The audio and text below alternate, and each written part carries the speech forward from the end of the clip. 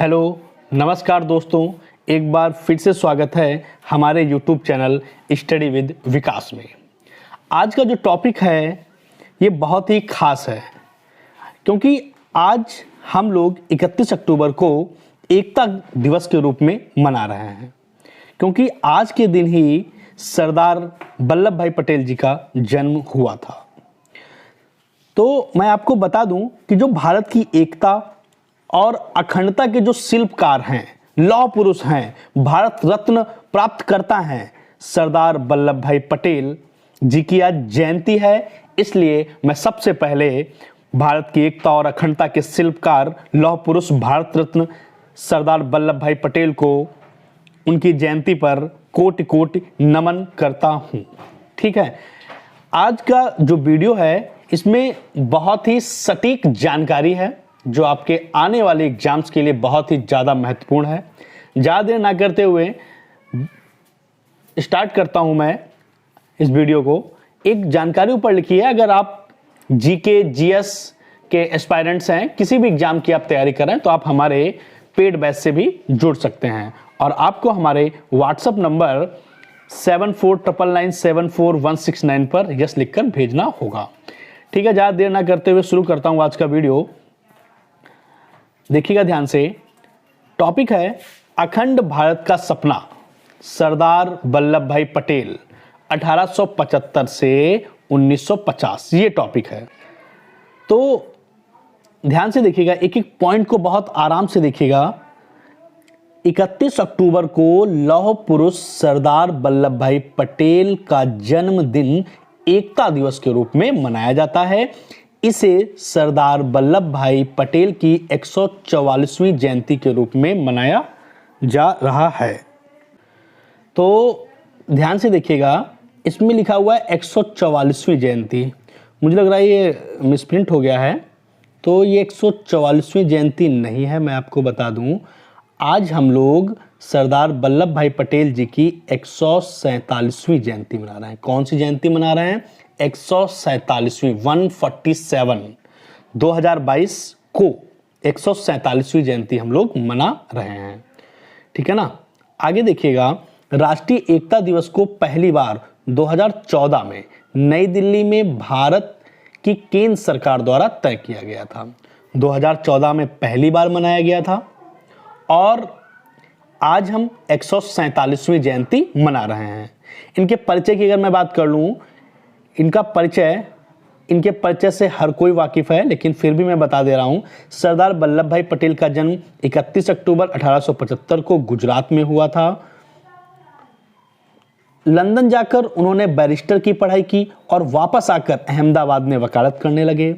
महात्मा गांधी के विचारों से प्रेरित होकर उन्होंने भारत के स्वतंत्रता आंदोलन में भी भाग लिया। आप सरदार पटेल के नाम से लोकप्रिय एक भारतीय राजनीतिज्ञ थे। आगे देखिएगा, आगे है स्वतंत्रता आंदोलनों की भूमिका। जो स्वतंत्रता आंदोलन हुए उनमें पटेल जी की भूमिका क्या थी? ध्यान से देखिएगा। स्वतंत्रता आंदोलनों में सरदार पटेल का पहला और बड़ा योगदान 1918 में खेड़ा संघर्ष में था। इन्होंने 1928 में हुए बारदौली सत्याग्रह में किसान आंदोलन का सफल नेतृत्व भी किया था। आपको बता दूं कि जो बारदौली का जो सत्याग्रह था, इसी में महिलाओं ने इनको सरदार की उपाधि भी दी थी, जो कि आगे आपको मिलेगा। खेड़ा आंदोलन था क्या? ऊपर खेड़ा शब्द है, तो है क्या खेड़ा आंदोलन? ध्यान से देखिएगा, खेड़ा आंदोलन है, यह आंदोलन अंग्रेज सरकार से भारी कर में छूट के लिए किसानों द्वारा किया गया था, जिसकी अस्वीकृति पर सरदार पटेल, गांधी जी और अन्य लोगों ने किसानों का नेतृत्व किया। अंततः सरकार झुकी और उस वर्ष करों में राहत दी गई। यह सरदार पटेल की पहली और सबसे बड़ी सफलता थी। तो खेड़ा आंदोलन में सरदार वल्लभ भाई पटेल जी का बहुत ही महत्वपूर्ण योगदान रहा। आगे देखिए, बारदौली सत्याग्रह। भारतीय स्वतंत्रता संग्राम के दौरान वर्ष 1928 में गुजरात में हुए एक प्रमुख किसान आंदोलन का नेतृत्व सरदार पटेल जी ने किया था।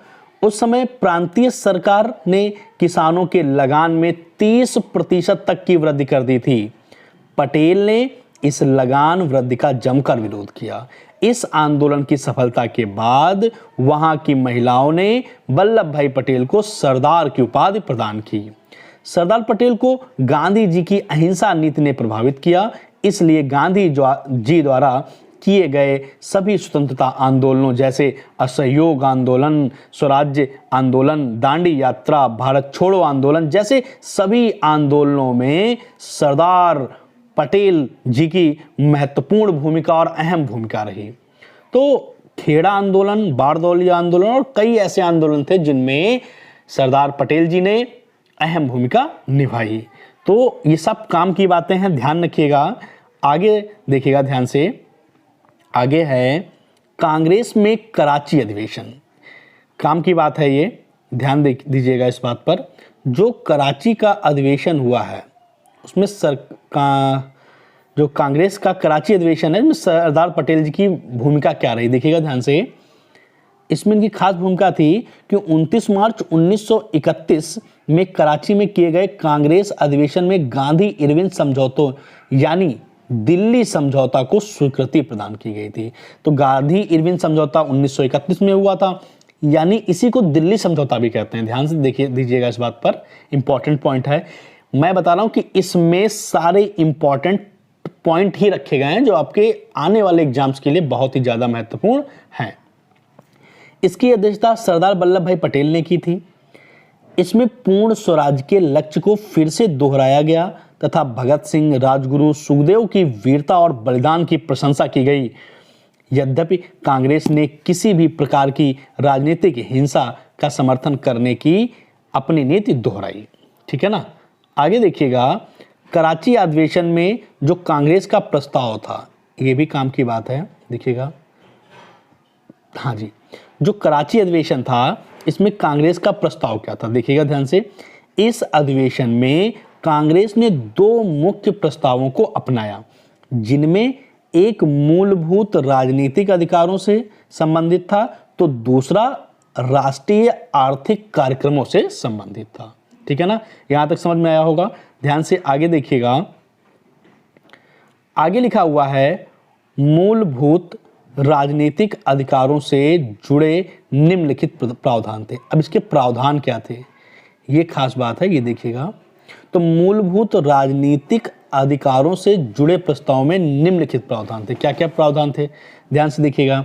अभिव्यक्ति और प्रेस की पूर्ण स्वतंत्रता, संगठन बनाने की स्वतंत्रता, सार्वभौमिक वयस्क मताधिकारों के आधार पर चुनावों की स्वतंत्रता, सभा एवं सम्मेलन आयोजित करने की स्वतंत्रता, धर्म, जाति एवं लिंग इत्यादि से हटकर कानून के समक्ष समानता का अधिकार, सभी धर्मों के प्रति राज्य का तटस्थ भाव, निःशुल्क एवं अनिवार्य प्राथमिक शिक्षा की गारंटी, अल्पसंख्यकों तथा विभिन्न भाषाई क्षेत्रों की संस्कृति, भाषा, लिपि और सुरक्षा की गारंटी। सबसे महत्वपूर्ण ये प्रावधान थे। तो यहां तक मुझे लगता है आपको समझ में आ रहा होगा। आगे देखिएगा ध्यान से, आगे है राष्ट्रीय आर्थिक कार्यक्रम से संबंधित जो प्रस्ताव पारित हुआ उनके निम्नलिखित प्रावधान सम्मिलित थे। क्या क्या भाई सम्मिलित थे, ध्यान से देखिएगा। तो ये वाला टॉपिक भी, एक मिनट, हाँ जी,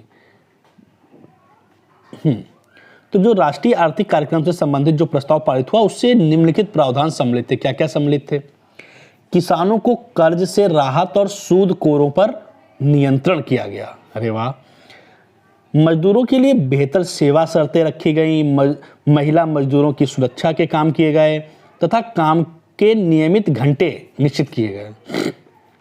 मजदूरों और किसानों को अपने यूनियन बनाने की स्वतंत्रता प्रदान की गई। लगान और माल गुजारी की उचित कटौती की गई। अलाभकारी जोतों को लगान से मुक्ति दी गई।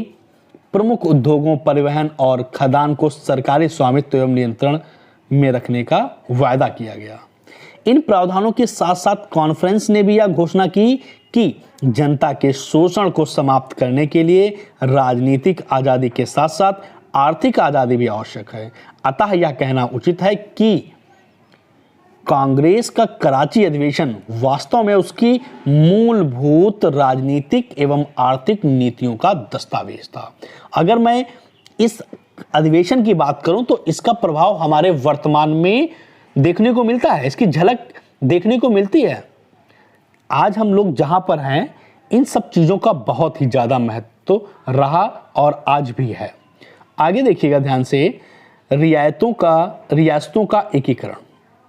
रियासतों का एकीकरण क्या था?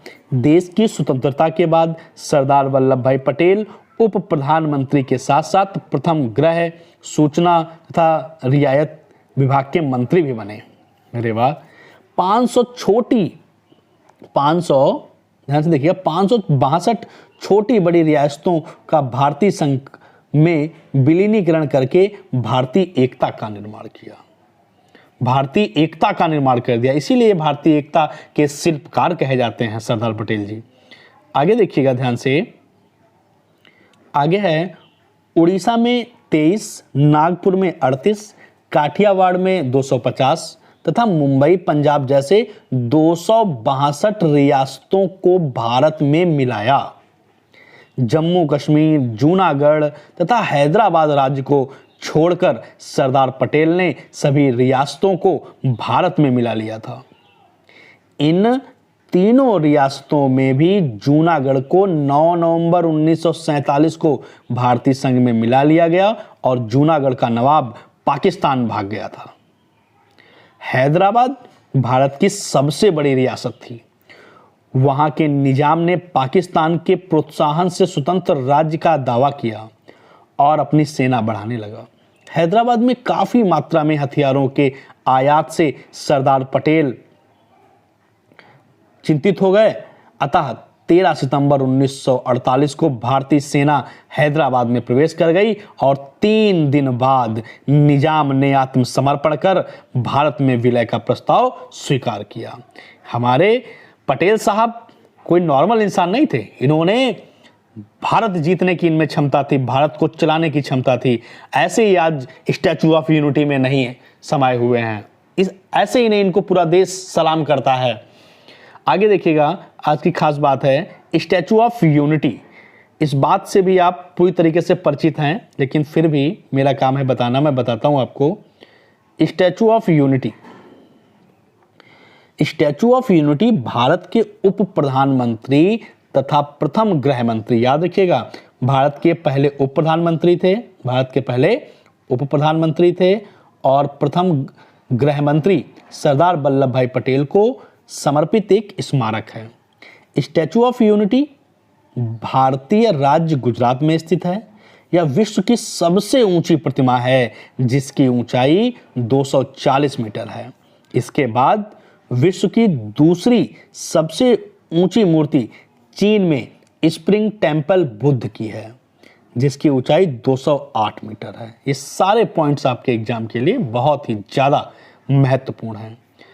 आगे है, इस स्मारक की विशेषताएं क्या हैं ये भी आप जान लीजिए कि भाई ये जो स्मारक बना है स्टैचू ऑफ यूनिटी, इसकी इस क्वालिटीज क्या हैं। मूर्ति पर कांस्य लेपन है। स्मारक तक पहुंचने के लिए लिफ्ट का उपयोग किया जाता है। अगर आपको मूर्ति तक पहुंचना है, स्मारक तक पहुंचना है, तो लिफ्ट का यूज किया जाता है। मूर्ति का त्रिस्तरीय आधार जिसमें प्रदर्शनी फ्लोर, छज्जा और छत शामिल है। छत पर स्मारक उपवन, विशाल संग्रहालय तथा प्रदर्शनी हाल है जिसमें सरदार पटेल की जीवन तथा योगदानों को दर्शाया गया है। यह आधुनिक पब्लिक प्लाजा भी बनाया गया है जिससे नर्मदा नदी व मूर्ति देखी जा सकती है। इसमें खान पान स्टॉल, उपहार की दुकानें, टिल और अन्य सुविधाएं शामिल हैं जिसमें पर्यटकों को अच्छा अनुभव होगा। ठीक है ना।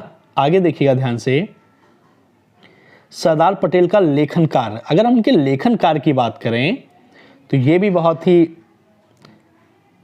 महत्वपूर्ण है। सरदार पटेल का लेखन उनके द्वारा लिखे गए पत्रों, टिप्पणियों एवं उनके द्वारा दिए गए व्याख्यानों के रूप में एक वृहत साहित्य के रूप में उपलब्ध है, जिसमें मनुष्य, भारत विभाजन, गांधी, नेहरू, सुभाष, आर्थिक विदेश नीति, मुसलमान और शरणार्थी, कश्मीर और हैदराबाद इत्यादि। सम्मान और महत्वपूर्ण योगदान की अगर बात की जाए, स्वतंत्र राष्ट्र में सरदार पटेल ने एकीकरण का मार्गदर्शन किया था। सरदार पटेल बहुत बड़ी हस्ती थे, ठीक है ना। अब हम वीडियो को लास्ट स्टेज पर ले जा रहे हैं, देखिएगा ध्यान से। अहमदाबाद के हवाई अड्डे का नामकरण सरदार वल्लभ भाई पटेल अंतर्राष्ट्रीय विमान क्षेत्र रखा गया है। मतलब जो अहमदाबाद का हवाई अड्डा था, अब उसका नाम सरदार वल्लभ भाई पटेल अंतर्राष्ट्रीय विमान क्षेत्र रखा गया है। गुजरात के वल्लभ विद्यासागर में सरदार पटेल विश्वविद्यालय की स्थापना की गई है। महात्मा गांधी ने उन्हें लौह पुरुष की उपाधि दी है। सन 1991 में मरणोपरांत भारत रत्न से सम्मानित किया गया है। सरदार वल्लभ भाई पटेल के नाम से गुजरात में एकता की मूर्ति यानी स्टैचू ऑफ यूनिटी स्मारक बनाया गया है। 562 छोटी छोटी बड़ी रियासतों का भारतीय संघ में विलीनीकरण करके भारतीय एकता का निर्माण करना सरदार पटेल की महानतम देन थी। तो इन सबको पढ़ के एक निष्कर्ष निकलता है कि किसी भी देश का आधार उसकी एकता और अखंडता में निहित होता है, और सरदार पटेल देश की एकता के सूत्रधार थे। राष्ट्र के प्रति उनके समर्पण को सदैव याद किया जाएगा, और मैं श्री सरदार वल्लभ भाई पटेल जी को सत सत नमन करता हूं। आज उनकी पुण्यतिथि पर उन्हें याद करता हूं। तो फिर आज का काम इतना ही रहेगा। ढेर सारी आपको जानकारी मिली।